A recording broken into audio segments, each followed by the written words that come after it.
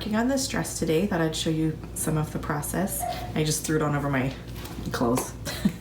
And I've actually worn this dress a few times. I found it at a thrift store and I've really liked it, but I've just rolled the sleeves up.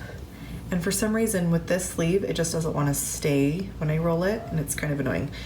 And it seems like it shouldn't be long sleeves anyway. It's a summer fabric. It's really lightweight. It's kind of this light green color. So we're gonna make it into a summer dress.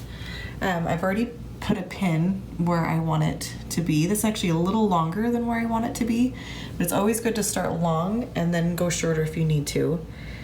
And I've pinned underneath as well, but you can't really see that one. So I'm gonna cut it here, which has given me enough for seam allowance or for hem. A lot of this is just guess. Like you think, okay, kind of want it short, so I'm gonna cut it here, and you just kind of gotta go with it. See what happens. Okay, here's the first cut, and you see why I always cut it a little longer is because it's wonky. I didn't get it quite right underneath. So I need to take the underarm up a little bit, and we'll make that more even. But I actually like the length of the top. It's perfect. I think I'll roll it under 1/4 of an inch and sew it down, and that will be right where I want it. But I just did like your classic fold under twice, sew it down, hem. And I decided I had extra fabric from the sleeve that I made this little tie.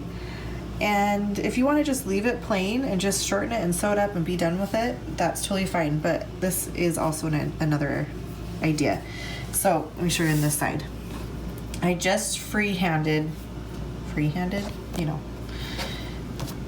this shape,